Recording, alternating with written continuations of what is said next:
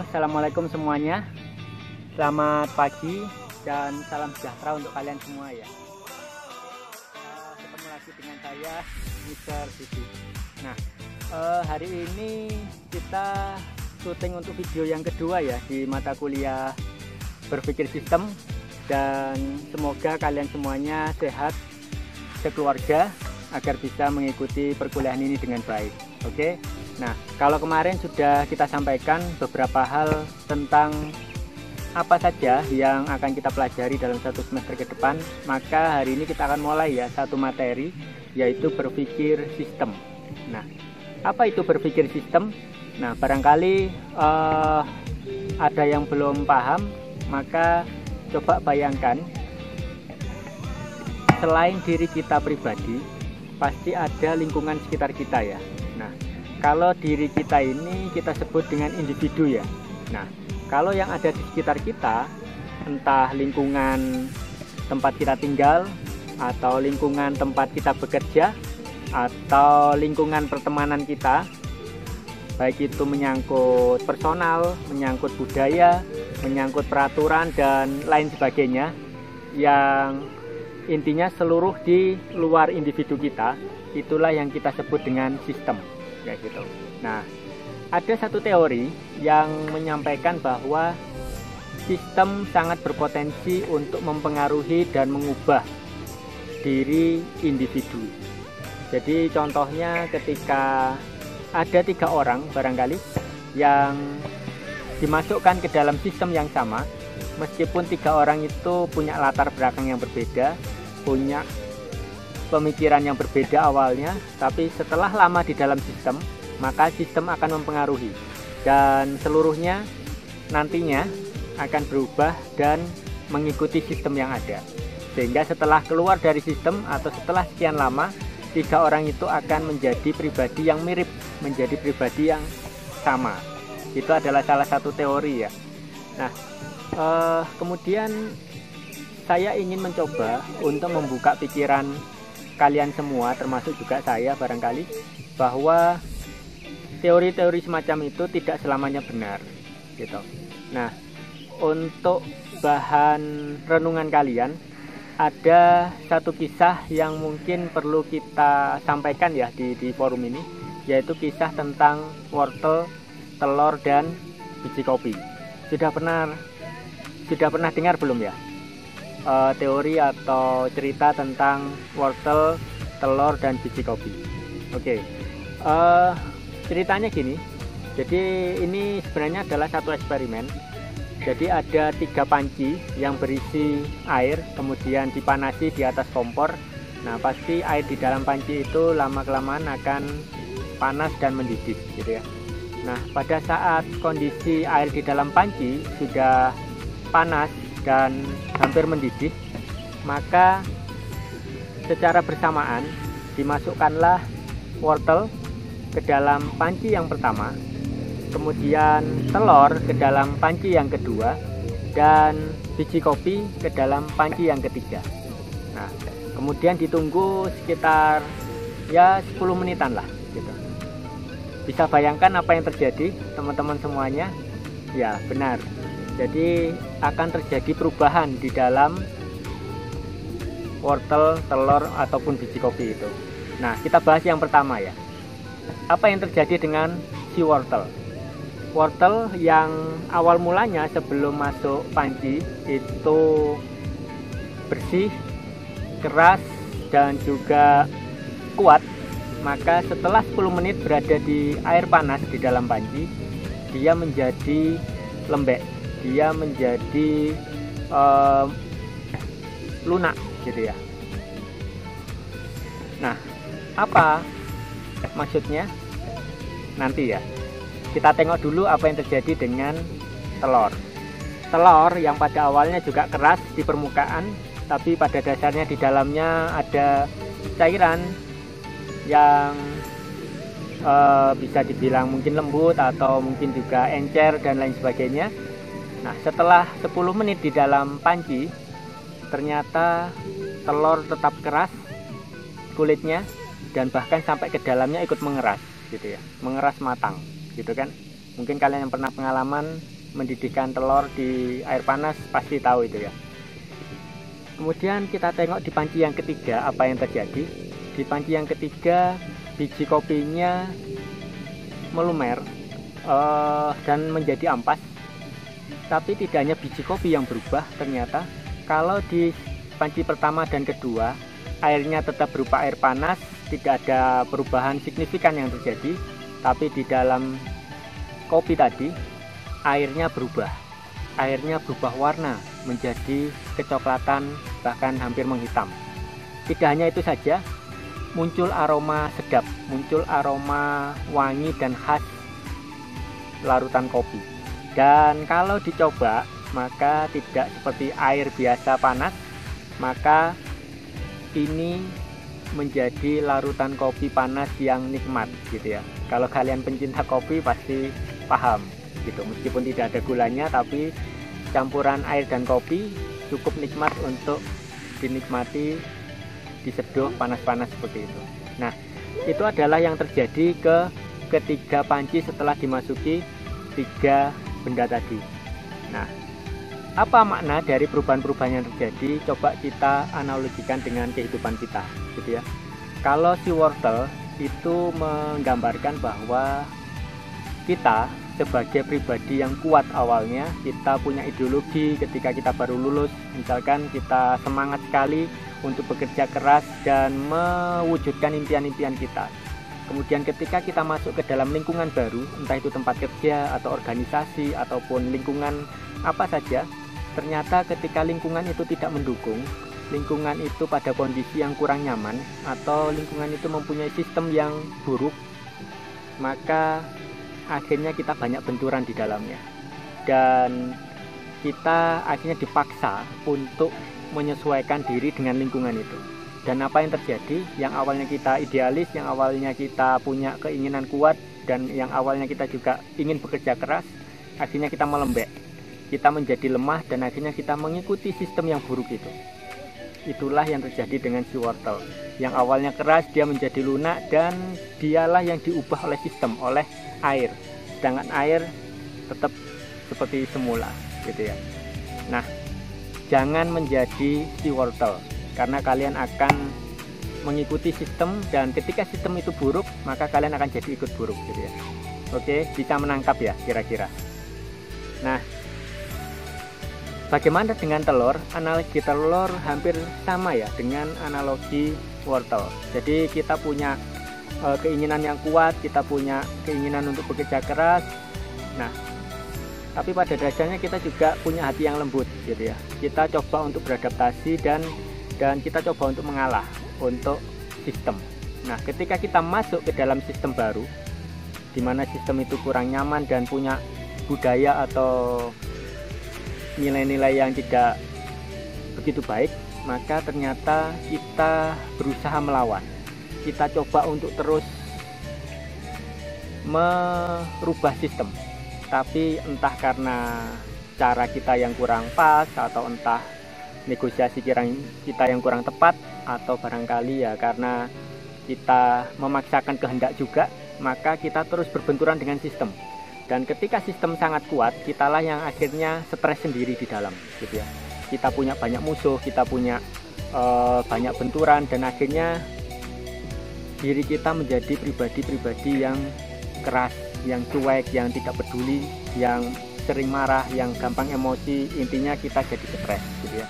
Yang awalnya hati kita lembut, hati kita jadi mengeras. Bekerja jadi kurang nyaman, tapi kita tetap memaksakan diri untuk di dalam. Dan kita lama-kelamaan akan menjadi pribadi yang kaku dan sulit untuk menerima hal-hal yang memang harusnya kita bisa pertimbangkan seperti itu, karena kita sudah terlalu sering ngotot dan terlalu sering berbenturan gitu ya. Nah, kondisi seperti ini pasti juga kurang nyaman dan akan menyiksa batin dan menyiksa hati kita, sehingga lama-kelamaan ya seperti analoginya tadi ya, hati kita akan mengeras kayak gitu. Dan tentu jangan menjadi telur gitu ya, jadilah biji kopi. Bagaimana dengan biji kopi? Biji kopi sama sebenarnya, pada awalnya juga keras, dia juga punya prinsip dan juga punya idealisme. Dan ketika biji kopi masuk ke dalam lingkungan baru, tempat kerja baru, organisasi baru yang punya sistem yang mungkin agak berbeda dan kurang baik, maka apa yang dilakukan biji kopi, dia mencoba beradaptasi, mencoba masuk ke semua lini dan mencoba untuk memberi pengaruh-pengaruh baik, dan akhirnya dia bisa berubah dan dia bisa mengubah air, dia bisa mengubah sistem di sekitarnya untuk perlahan-lahan berganti warna, perlahan-lahan mulai mengikuti cara-cara dia gitu. Dan akhirnya jadilah larutan kopi, terjadilah tim yang kompak antara atasan bawahan, antara rekan kerja dengan rekan kerja, bisa bekerja sama dan menghasilkan kinerja yang terbaik. Nah, itulah yang dilakukan oleh biji kopi. Dia melumer tapi dia juga mempengaruhi ke arah yang lebih baik gitu ya. Dengan cara-cara negosiasi, dengan cara-cara adaptasi yang baik, tidak memaksakan kehendak, tapi ayo cari win-win solutionnya seperti apa. Dan kita tunjukkan yang baik, yang benar itu seperti apa, tapi dengan cara dan negosiasi yang baik seperti itu. Nah, tentu kalian harus menjadi biji kopi ini ya. Di dalam lingkungan kalian harus bisa memberi pengaruh yang baik. Kalian harus bisa mengubah sistem yang awalnya kurang baik menjadi lebih baik. Tidak masalah ketika memang harus mengalah terlebih dahulu. Tidak masalah ketika memang harus bergabung dengan mereka terlebih dahulu. Tapi kita tetap memegang jati diri kita. Kita tetap biji kopi gitu ya, yang nantinya akan bisa mewarnai lingkungan kita agar mempunyai aroma yang sedap, agar mempunyai rasa yang nikmat seperti itu. Sehingga jadilah organisasi yang lebih baik, jadilah sistem yang lebih baik karena keberadaan kita gitu. Oke, bisa menangkap ya apa yang saya sampaikan terkait dengan kisah wortel, telur, dan biji kopi. Oke. Nah, tentu kalian juga membayangkan bahwa tidak mudah gitu ya, tidak mudah untuk bertahan sebagai biji kopi, tidak mudah untuk mengubah sistem, tidak mudah untuk mempengaruhi tirani yang sudah ada. Tapi tidak ada salahnya kalian terus mencoba, pantang menyerah, dan juga jangan berhenti gitu ya. Jadi butuh waktu itu pasti gitu. Tapi kalian harus punya komitmen, punya konsistensi agar kalian mampu menunjukkan bahwa kalianlah biji kopi. Kalian bukan telur dan kalian bukan wortel. Gitu ya. Oke. Ada yang ditanyakan sampai di sini? Nanti bisa tuliskan di kolom chat ya. Barangkali ada yang ditanyakan atau kalian ingin cerita tentang pengalaman kalian, kalian juga ingin sharing tentang pikiran kalian, silahkan. Silahkan isi kolom komen. Sebanyak-banyaknya tuangkan pikiran kalian, kita akan diskusi. Tidak hanya dengan saya, barangkali juga dengan teman-teman kalian yang juga punya pengalaman yang nanti bisa di-sharingkan di kolom chat juga gitu ya. Oke, siapapun kalian pasti kalian punya pengalaman dan punya pikiran sendiri-sendiri, nggak masalah. Ayo tuangkan semuanya ya. Oke. Nah, berikutnya saya ingin cerita tentang satu materi yang lain, yaitu tentang slide satunya, yaitu slide zoom in. Sudah lihat belum slide-nya atau tayangannya? Kalau belum, coba kalian perhatikan dan simak dan renungkan ya, apa maksud dari slide ini. Oke, silahkan menyimak slide-nya, akan saya tayangkan ya.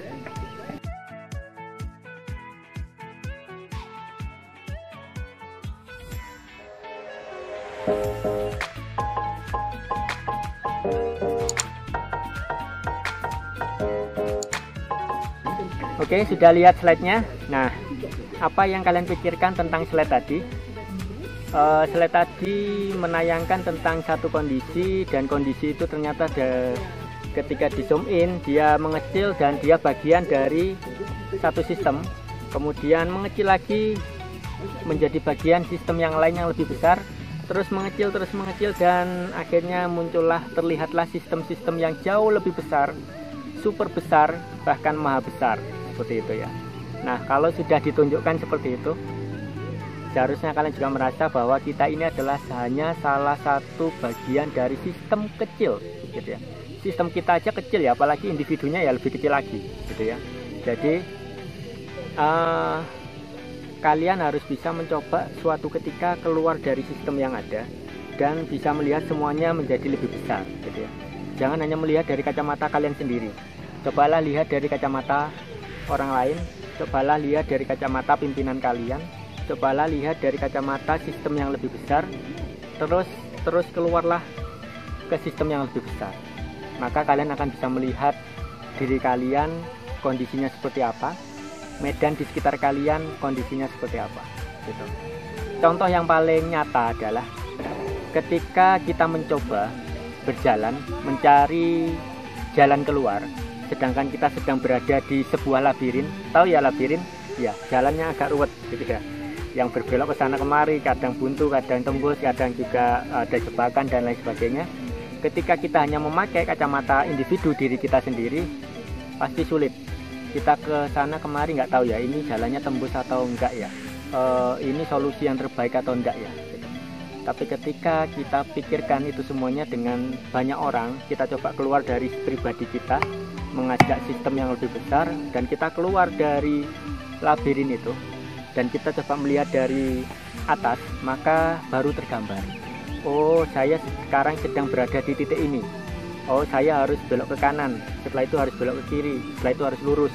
Semuanya akan terlihat jelas ketika kita berhasil keluar dari sistem dan melihat persoalan dari kacamata sistem gitu. Itulah kenapa barangkali kadang pikiran seorang karyawan itu agak berbeda dengan pikiran seorang pimpinannya, apalagi pimpinan yang lebih besar. Kenapa? Karena seorang karyawan kadang hanya memikirkan dirinya sendiri, kadang dia hanya memikirkan lingkup kerjanya saja, memikirkan unit kerjanya saja. Tapi seorang pimpinan yang dia sudah berhasil berpikir secara sistem, dia tidak hanya memikirkan individu karyawan itu, tidak hanya memikirkan unit kerja karyawan itu, tapi dia memikirkan seluruh unit kerja yang jauh lebih besar gitu. Sehingga dia juga memikirkan banyak hal dan akhirnya berhasil memunculkan solusi yang terbaik, solusi yang bagus untuk unit A, unit B bisa menerima, unit C juga terdampak positif, unit D juga nanti jadi terbantu dan lain sebagainya gitu. Semoga bisa membayangkan ya bagaimana kita harus meng-zoom in our life gitu. Oke, jadi setelah ini kalian cobalah untuk bisa berpikir lebih besar, berpikir 360 derajat agar bisa melihat kondisi-kondisi di luar kita gitu. Sehingga solusi-solusi yang kita pikirkan itu tidak hanya solusi untuk diri kita, tapi bisa menjadi solusi juga untuk orang lain, solusi juga untuk masyarakat, bahkan barangkali bisa menjadi solusi untuk satu negara seperti itu. Oke, nah ketika kita mampu zoom in our life, maka berbagai persoalan yang kita hadapi, kita akan mampu mengecilkannya. Ketika kita bisa mengecilkan persoalan itu, maka pikiran kita akan jadi lebih mudah untuk menyelesaikannya. Jadi santai sajalah, jangan terlalu panik dengan satu persoalan. Jadi ketika kita mampu mengecilkan satu persoalan, maka pikiran kita akan jadi lebih besar dan kita akan bisa menyelesaikan persoalan itu dengan lebih mudah seperti itu. Jadi santai saja, jangan terlalu panik dengan persoalan-persoalan yang ada, karena semua persoalan itu pasti ada solusinya, pasti ada jalan keluarnya. Tapi kadang karena kita belum mampu untuk berpikir secara sistem, persoalan itu kelihatannya rumit, kelihatannya membelit, dan kelihatannya parah gitu ya. Tapi sebenarnya tidak. Ketika kita berhasil mengurai keruwetan dari masalah itu, kita coba lihat dari sisi satu, lihat dari sisi lainnya, lihat dari kacamata yang lebih tinggi dan lain sebagainya, maka akan kelihatan, oh alah, ternyata kita bisa melakukan ini, kita bisa merencanakan solusi itu, dan insya Allah nanti masalahnya bisa beres gitu. Mungkin ini masih teori yang abstrak gitu ya, tapi semoga kalian mampu menangkap maksud saya. Nanti ketika kalian sudah berpraktek dengan persoalan-persoalan yang ada, maka barangkali kalian baru paham gitu ya. Oh, itu mungkin yang disampaikan Pak Didi tempo hari gitu ya. Oke. Mungkin hari ini tidak terlalu ada tugas. Kalian tinggal memaknai dan coba merenungkan dua teori tadi ya. Teori tentang pengalaman si wortel, telur dan juga biji kopi, dan juga bagaimana kita harus mampu meng-zoom in our life gitu. Oke semuanya, semoga semua bisa menjadi pribadi yang lebih baik dan mulai berpikir secara sistem.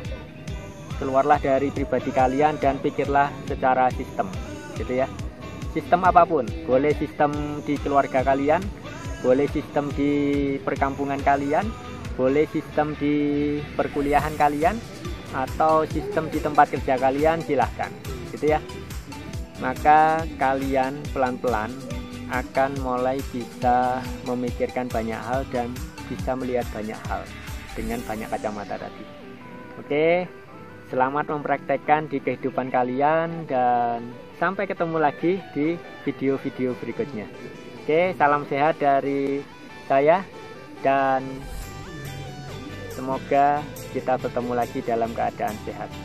Wassalamualaikum warahmatullahi wabarakatuh. Selamat pagi semuanya. Sampai ketemu.